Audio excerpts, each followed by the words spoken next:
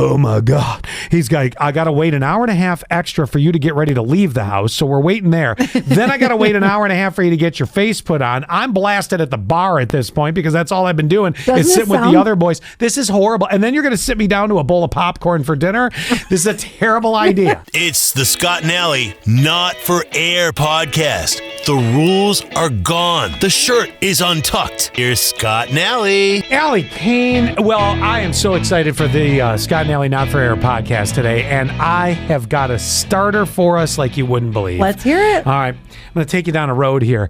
I read this story, and I don't know why it brings up weird memories for me of like, oh, you hear stories like this. A Chinese company recently published a series of texts between itself and a customer service exchange they had with a woman who claimed her daughter had become pregnant after wearing underwear she bought from the company online. Your reaction is the same as mine. Ew. The unnamed company made the allegations made by the alleged customer public. So they took these public because even they were going, this is a little weird. It would never have survived the mail either. Well, I mean, listen, I'm all about Amazon next day or first day delivery, but you know. But those swimmers would have died. Also, I always hear that you have to wash you should wash your underwear whenever you buy new underwear. I never do. I go right. You go right in. Raw dog those panties. Well, all right. So the reason the company published this and they took it public was as a warning for such stunts that could be pulled by and put entrepreneurs out of business. So apparently a woman claiming to have purchased underwear from the company on Taboo. It's one of China's not Temu, but Taboo. This is really like the bottom of the barrel of bargain shopping. I guess it's kind of their Amazon over there. It's one of their big online retail platforms. Well, contacted customer support to complain that her daughter had become pregnant after wearing a pair of brand new underwear. Do you want to know what it is? The girl did not want to tell her mom that she was having sex. That's exactly what it was, I'm sure. Despite staff's attempts to convince the disgruntled woman that such a thing wasn't possible, she insisted that it was you know what?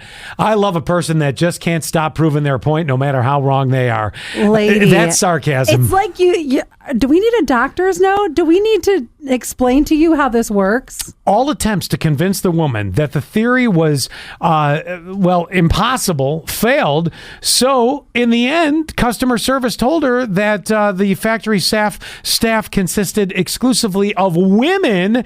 So even in the factory, it was all women. And their boss had gotten a vasectomy. Wow. This is great. I can't believe they went to such lengths to prove her wrong. I've had camel toe before, but I mean, it's not gotten to that length where I've been like, oh my camel God. Toe. I mean the story, not the camel toe. I got you. Right. But it has not gotten to that length where it is gotten up there. I've never gotten pregnant from a pair of workout leggings ever. Never. You never sat on a bike at the gym and thought, whew, I feel pregnant. Okay, well, I kind of felt a little pregnant after that, yeah. Well, now, fearing that the woman would go public with her own version of the story, the company decided to publish the messages between her and its customer service on social media. I love that, by the way, because sometimes when somebody keeps trying to drill home a point that's blatantly wrong, you're just like, how to make this end? Can we do this? Oh, God. Sometimes, remember, we had an interaction this week that I just could not. And that's one of those that I would love to post. Yeah, and listen, I do understand. It's bold. When there are people that sometimes deal with technology, I realize there are varying degrees of what people are ever going to understand with the platforms, how they work and not. But with ours. Because this is not technology. This is pure like health and science. And I can tell you're never going to get pregnant from a pair of underwear. No. Unless, I really don't see how you could. Well, they even said, they even went on to say, this is wild that they said even other theories had surfaced, wilder theories such as, can a girl get pregnant after swimming in a public pool? No. Oh. I mean, there is a similarity of pool water to something, but chemicals? Hello? It kills it? Yes. But do you remember when you were in health class and they would even say that there is a chance, but a small chance, that somebody could get pregnant from messing around with your clothes on? Like it is the smallest chance. It is a possibility. You know, I was thinking about something. So I remember you just mentioning health class. I think I remember boning some chick. I was kidding. No. God, I love that phrase though. Boning some chick. I don't know why. That's just it really cuts right to the core. Yeah. It cuts right through those leggings. So leggings. You caught that? So here's the thing. I don't know how health class works now when they get into teaching it. Wow, honey, you haven't known about how health class works ever. I'm the one always explaining to you. I'm surprised I'm not pregnant right now. But you know, do you know that I took health class? I was in middle school. Now, smart, I'm sure. Do they still do it that young? And I honestly would like to sit into a health class because I do remember the permission slip going home to my mom saying, in this part of the health class, we've reached the reproductive part of the tutorial, the coaching. It's not coaching. That was the wrong choice of words. The educational platform of how, sexuality works and stuff like that. Mm-hmm. And I feel like I was pretty young. I don't really vividly remember how they taught it. I mean, my gosh, I do remember walking down the hall. Vivid middle school memory. I remember walking down the hall and the principal came over the intercom that the Challenger had exploded. Do you remember? I mean, this goes to show how long back I was in middle school. I don't remember that because I was young. I wasn't in school yet. I am a super nerd. I remember the principal announcing that the Challenger exploded, but not how to bone a chick in health class. With our health class, same thing. To use your words. We got a permission slip. But so the first time it got mentioned was second grade. And, oh my God, are you serious? But that was just with like our periods and stuff. And then it was, you're right, it was like 5th or 6th or something. But one of my girlfriends is a Cleveland teacher. Yeah. And she said that they start it now in second grade. Wow. Because she was like, you would not believe what they know. They know way more in second grade than you ever knew in like 5th or 6th. Interesting, because I will tell you this. I have one going into 4th grade, one going into kindergarten that are still in the grade level schools. Okay, that's happening. Like as we speak, this is getting ready to happen. Oh my gosh, Gavin's going to be getting the talk soon. No, Gavin, I can tell you, we've made it all the way through to 3rd grade now. That has not been something brought up. Now in Cleveland, bigger city, right? Maybe a little bit more promiscuous. I'm thinking. I don't know. But then again, we're in a little bit slightly more rural area. I wouldn't say we're out in the middle of nowhere, but the old excuse, because our area was known years ago. Now, Allie and I, we've said this before, we've done this show together for it's going to be 19 years before we know it. Mm-hmm. And it was always kind of a standing joke, but never like, ha ha ha, more like an ironic funny. The area that we're from always had the youngest mothers. And I mean, you would have thought it was a military base. Remember? God, yes. That sort of seems to have slipped away a little bit, the reputation of the area, and the excuse was, I'm glad. Well, there was nothing else to do. Now, I can understand how that excuse would come up. Mm-hmm. So I don't know. Is it something in a bigger city where people are exposed at different levels at different times? I don't know. I'm theorizing here. Not to take this on a super sad or dark level, but I think that they get taught that too because of so many sexual assaults and even family. In a bigger city. Yes. Interesting. Oh my gosh. It happens so much here too. This is why I think that they should teach it at a younger age, because so many family members taking advantage of younger children. Because if you open the sex registry app right now, like in my old neighborhood, I lived on the north side once before. I'm back on the north side. And we opened the sex registry app when we lived on the north side because we had a child. And not that that sounds like so past tense. That's very weird. Anyway, I dated a guy who had a child. So we had opened it because Bryce was 5 at the time.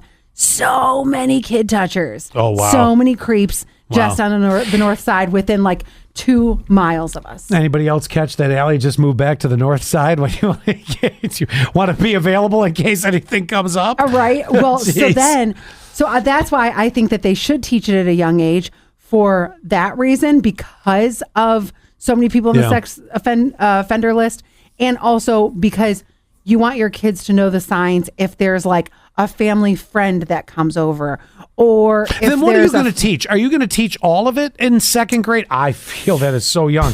I do too. No, I don't think teaching all of it, but I think or the signs, like you're saying, like teachers become such parental figures anymore, and I even think of things that a family member or a family friend would say to you, and to know that that's not okay. Yeah. You know, sure. If a family friend, if Uncle Johnny comes over and he says, you know, touch this, touch that, whatever, that the child knows that is wrong. All right, that's I could see that at the young age. I don't know.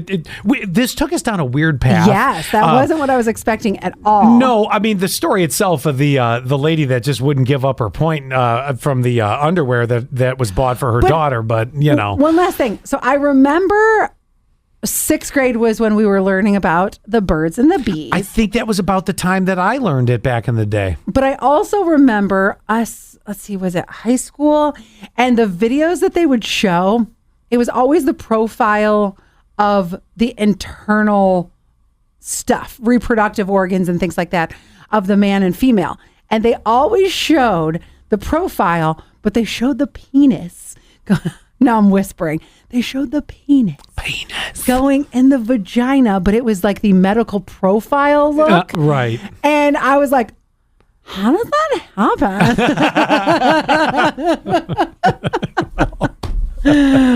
Why is that doing that? Yeah.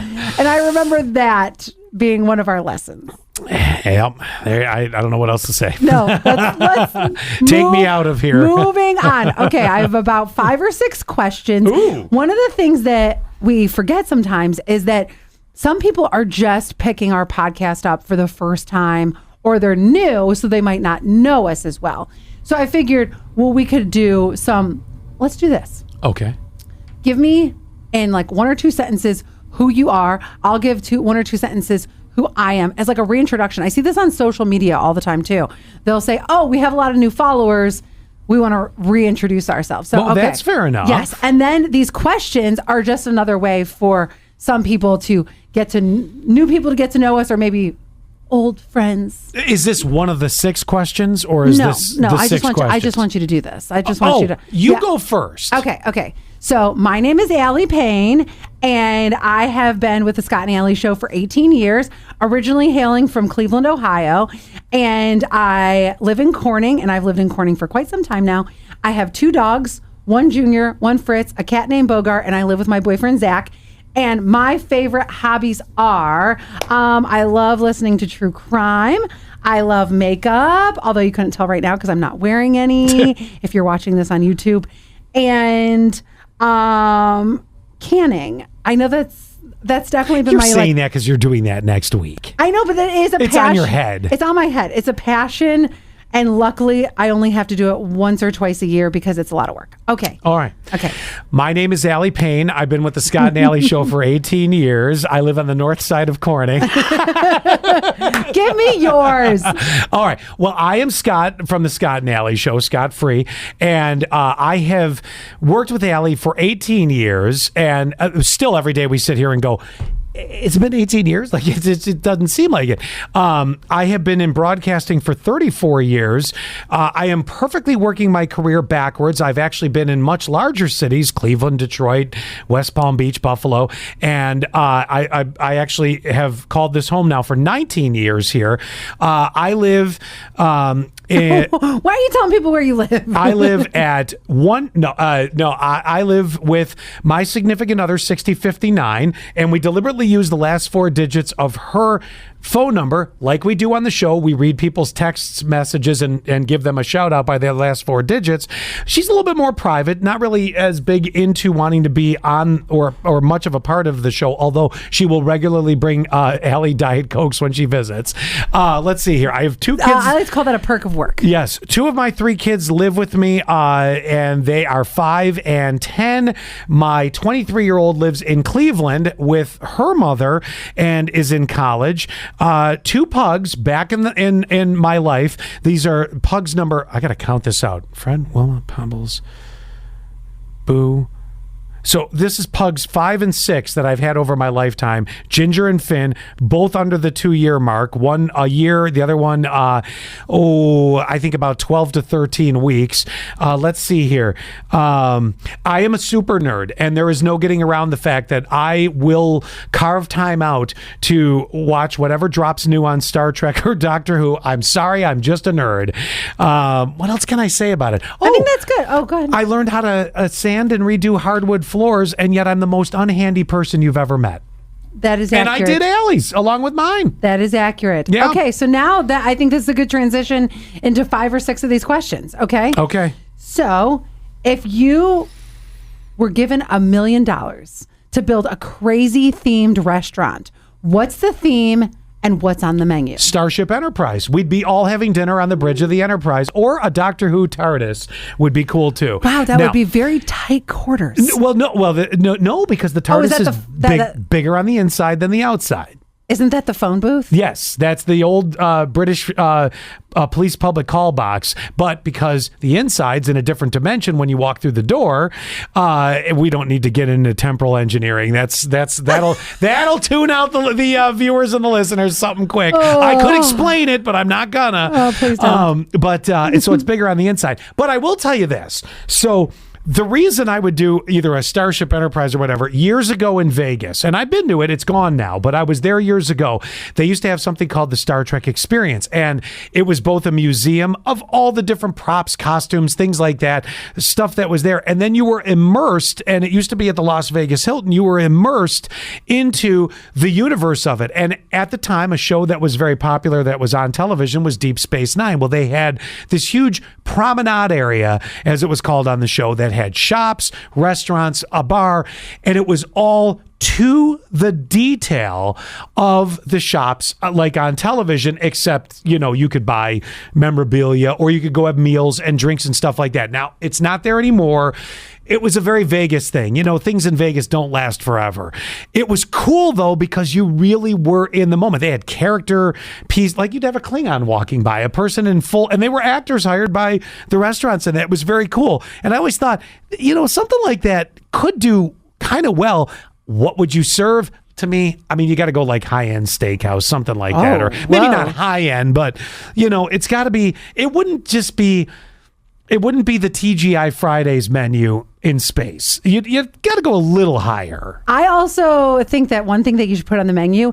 Have you seen the glittery martinis or the drinks that? Where was I? It was just somewhere recently, and they had one of these. That's something you absolutely would have to have because of the space thing. Well, and the other thing, and they did. I remember there was a character on DS9 called Quark. He owned a bar, and that's what they recreated, Quark's bar, and it was to the detail of what it was. And they would serve drinks, when you put dry ice in something and it would kind of smoky foam over. That was one of them. They had a few of those. I remember where I was. I was at Tags for the solar eclipse, and it was like a blue and purple martini. Perfect. Yeah. Yes. You could totally do that. And the reason that I would do this is it is a show that people, you love to go. If you're a fan or even a passive fan, you love to go into the universe, but you never get to touch the universe. Like they do really well with Harry Potter. If you go to New York City, Harry Potter, there's 3 or 4 really incredible detailed stores. They have an experience you can go through. There's one in Florida at Universal.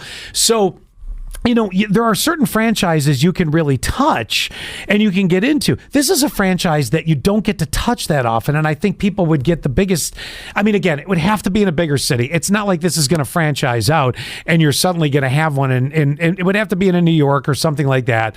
Who owns the franchise now? Well, the franchise is owned by Paramount, CBS Paramount, so it probably would be in like LA or something. New York, LA, Chicago, the big cities, but it would be cool to get in and say, I'll have the captain's chair, please. I was just thinking, is there a city, let's say it's like Indianapolis or something, where there is a large population of Star Trek fans? They're everywhere. Of course they're everywhere, but where is there a large population? Well, because maybe LA isn't it. Maybe if they polled fans, they would find out, actually in Wyoming, we have so many fans, so we need to find a place in Wyoming It would be more of a tourist destination. That's why I say New York, LA, maybe even Vegas again, because you are, it's not something like, okay, we go up for, you took me to the place in Watkins Glen that had great chicken wings. Oh, Maria's. That's local. You're going to always have that, the people that are going to go there over and over and over again. You almost have to put this in a tourist destination city where you will have that turnover of people. I mean, if you're locally in New York, you could go whenever you wanted to, but it's the people that go to the city that would add to it. What would be yours? Mine would be, it would be called Le Rouge. And the reason being, yes, because I would want it to be where makeup influencers, makeup artists would do your makeup for dinner. So how this would work, because I love putting my makeup on, but sometimes I just don't want to do it, or I want to see how somebody else would do it. So it would essentially, you know how like you book entertainment for certain restaurants, like you were talking about in Vegas, it might be, there might be somebody like a Vegas residency, how there will be like Mariah or somebody that will be there for like a week or two or a month or something like that. So in this, you would book like certain influencers for a week or a month, and you could get selected so they could do your makeup. So your makeup is getting done for dinner, which is awesome because that's the part that sometimes I don't want to do. And then what would be served? So wait, would you have a makeup area before you walked into the restaurant to get made? Yes. Okay. And what are the guys going to do? It doesn't. They're going to drink at the bar. Who cares? Oh, I don't care about them. All right. I mean, you've thought it through. I understand. And then, you know what this reminds me of? Do you remember when the old talk shows would do the transformation of people, where they'd be like, "We're going to take Sally backstage. Sally's looking kind of haggard," and then at the end of the hour, Sally would come out and she'd be like, "Oh, like glamour shots back in the day." Yes, and then the food and the drinks would be all like girl dinner type stuff. Like you're not here. Do you want a man to come to this restaurant, or is this just for girls' night out? Actually, that could be the restaurant name, Girls' Night Out. It could be. Yep. Because you're not here for like a total chow down. You're just here for, and I'm not a big fan of tapas restaurants, but I think if you did something like where it was like, we only have Diet Cokes and martinis. I'm going to bring... That's hilarious. I'm going to bring you up and bring you down here with this one. and then it would be things like popcorn and, cheddar pretzels or whatever. Right. That's the menu. Yeah. And of course, at your restaurant, because you have to pay the makeup artists, it's going to be a $75 bowl of popcorn. That's right. Yeah. That's all right. right. So, and let me just, we're going to start at the bottom, then I'll raise you up here with this, because I'm going to take your idea and run with it. So both of us have created restaurants that really a majority of people probably don't want to go to. I think lots of people would go to mine. You're dead ass wrong. I think if it was a very small boutique type restaurant, you would do okay because it's so novelty. Mine too, very novelty. Well, I'm the one with $1 million, so Well, right. I mean, you could do it, but I don't want you to lose your money. I got to change for you on that one because here, think about it. You got to think of the masses that are going to go to this. Mine's novelty in the sense of you might only go one time, and that's about it. Hence, I want to put it in a large touristy city, where that you can overturn it. In your case, as soon as a guy hears, "Honey, we're going out for dinner tonight to the Rouge," and he's like, "Oh my God." He's like, "I got to wait an hour and a half extra for you to get ready to leave the house. So we're waiting there. Then I got to wait an hour and a half for you to get your face put on." I'm blasted at the bar at this point because that's all I've been doing is sitting with the other boys. This is horrible. And then you're going to sit me down to a bowl of popcorn for dinner. This is a terrible idea. Now, it's a great idea. What you can do, can I twist your $1 million idea into something? Well, let me hear it. I can't say yes. I think instead of a actual brick and mortar restaurant, I think you should take your idea, get a food truck, and I think what you should do is do a touring version of this. There are always girls' birthday parties, bachelorette parties, pre-wedding events, whatever it is. There's girls' events all over. Guys are different. As guys, what do? We go bowling, we watch a football game, we smoke meat, we throw axes. You're simple. We're a simple breed for the most part. Not everybody's, but for the the most part, we're that. We'll go to a sports bar. Take me to a sports bar. Sit me in front of 87 TVs. I'm blinded for 3 hours, and you're wondering why I'm not home. Either way, in your case, take yours mobile, and you get your team of makeup artists. I'm telling you, I'm onto this. This is somebody's going to steal this idea. It's going to be huge. And just remember me and when you do it. Yep. So the food truck part, it could be like a longer food truck. Part of it is where you would cook.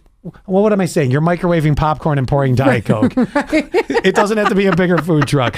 But you bring a couple of chairs or you set up a salon area and then you're mobile out there. Whether you're getting ready to go to a special event, whether you just want to look sort of fancy and then do something, I think the mobile aspect of it and the $1 million would put you in a real nice mobile unit to do this. Yeah. I think you would be booked to the point. Now, you could take it out of the popcorn and stuff like that. You could take it to the tapas. You could take it to, whatever. Get a really good chef that could put together not an overly filling, something that could cater to whatever the... Yes, and you could take it to that next level. I think you might really be onto something that's never been tapped into. People love food trucks. That's Actually, women lose their mind over food trucks. That is true. I'm always looking up food trucks and where can we go on a Friday or Saturday night? Oh, we got to go to this brewer. We got to hit up this food truck. And you could do that. You could have the Rouge roll in. The Rolling Rouge. Oh my God. Okay, we'll work on that. Oh, come on. Yeah. But the idea itself, do you see where it could take you? It would take you everywhere. Yes, and I think this is similar to whenever people get married, they will have a makeup artist and a hairstylist, and they'll have these people come in. But you're right. I think that kind of just pigeonholes you to weddings, where if we did it for girls' nights, I think you're onto something. Sure. And the girls' night doesn't have to be for something. No, it could just be you have 4 of your girls come over, and you know what? That's what you're going to do. You're going to do this. Now, could you go out after? Absolutely. Yes. Well, I want to because I just had my face done by a makeup influencer. You should go show that off. Now, I only have time for one more question. So Son of a bitch. Why? All right, let's go. We'll have to take the other questions into next week. You see how the brains work, though? This is Allie and me. This is 18 years of this. This is how our minds work. Yes, absolutely. One will drop an idea. The other will refine it all the way to perfection. Now, if you're offered a lifetime supply of the one thing you complain about buying the most, what do you choose? I got to think about what I hate buying the most. You know what mine is? Are you going to say gas? No.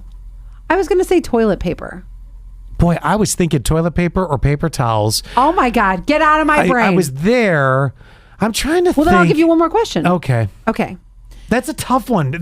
You know what it is for me? It's more, hey, you want to pay my gas and electric bill for the remainder of my life? That'd be great. Now, this one, remember, this is only for a month. For a month. You can swap your current job for any job in the world for a month. Just 1 month. Okay. What do you pick? When's our beloved Tonight Show host going on vacation? Oh, like Jimmy Fallon or something? I would do it. That would be the that's one. A good one. That would be the one switch. Whether I'd be any good at it or not, I have no idea. But I have, I have a deep-rooted interest in the classic late night TV hosts. I'm talking the Carsons, the Lettermans, all of that. Moving through, to current times. Conan, shout out to Conan, even Leno. I mean, I think whether I'd be any good at it or not, I can't tell you. But if somebody said, we're going to give you the chance to do this and we're going to help you, we're going to make it look good. Right. They have writers. For 1 month, I would do that. I would do that for 1 month just to see. And then if they asked me if I did turn out being good and, Fallon or Kimmel were going on vacation and they said, hey, would you want to pop in? I would totally do that. But that's about the only thing that I'd really want to step into for a month. That's a good side hustle too. Say you were really good at it and you only filled in on their vacation. Every once in a while when you needed some extra cash. Oh, that'd be fun. You could just step in and do it. What about you? You know what mine is? Mortician. Mine is mortician, undertaker. Yeah. Yes. But didn't mean to steal your thunder, but you're right. As soon as you said I know yours, I did. So the reason why I would want to do it for a month, and I just recently talked about this on the podcast, is this would be my job switch. So I want to do it for a month and try it to see, do I really like it? Can I really handle it? Because I think there's a part of me that can handle the crying. There's a part of me that can handle the makeup. I don't know about all the body fluids. Let me tell you why you wouldn't last a month doing this. Why? You would be great at all the technical details and everything you mentioned. But Allie has become the queen of our social media in this building. And it is an impossibility that Allie's not going to be there and she's going to do one of these. Here comes the phone into the picture. We're going to go on a tour of the mortuary today, and I want you to see Harold. There's Harold. And I, even if it went to the dark side of this, I have a feeling that they'd be like, you can't do social media in the funeral home. Yes, you can. I follow morticians and undertakers all the time, and they answer a lot of questions about the industry. So I see it. Not in your style. They're doing more of the educational. I could see you being like, they're kind we of going funny. to this social media dance, and there's a body. But here's the thing. Like, even if you're seeing it on social, it's still not doing it for a month and seeing if you can actually do it. I see what you're saying. It's kind of cool to have the option of doing something for an entire month before you actually do it. And I'm talking anything USA. Let's say, for instance, you wanted to be a curator at a museum. And yeah, why not? And for in your case, I look the type. The Star Trek Museum. Wow, so, all but right. you know, being a curator, don't you want to at least try it out for a month? Yes. Because what if you did end up hating it? Right. What if I was no good at it and I knew, and I know that's a month point. is not really a long time to get good at anything, but I feel like for a month I can at least get a good taste of, do I really like this? That's a really good. Well, think about it like this. Like I said with mine, let's say they said, we're going to work with you to make sure that you don't wreck it. You know, we're going to make you look good. Yep. It would be the same in your case. We're going to make sure that you know what you're doing and how you're doing it. And then I could, I think that'd be really cool, to be honest with you. Now, for next week, it's going to have to do with your most embarrassing moment. You know, I have so many of those. Whittling that down, and even sometimes you point out my embarrassing moments, you know? Yeah, but I mean, I guess this is a little bit tougher for us because I don't get easily embarrassed. I never get embarrassed. I have one embarrassing moment as a kid that I remember, but everybody has one of those. Well, and then hold it in. there's the professional embarrassing moment where you love to call me out on that story. And it might be the one that you answer this question with. Okay. But you have to wait till next week. And we're leaving it hanging. Yes. All right. On that note, 'Cause we're next out of week time. we'll pick it up. Wow. Look at us on time. Bye, guys. Well, that was fun. Wasn't that fun? That was fun. Do us a favor, will you? Subscribe. Share the Scott and Allie Not For Air podcast. Touch our buttons. We know you want to.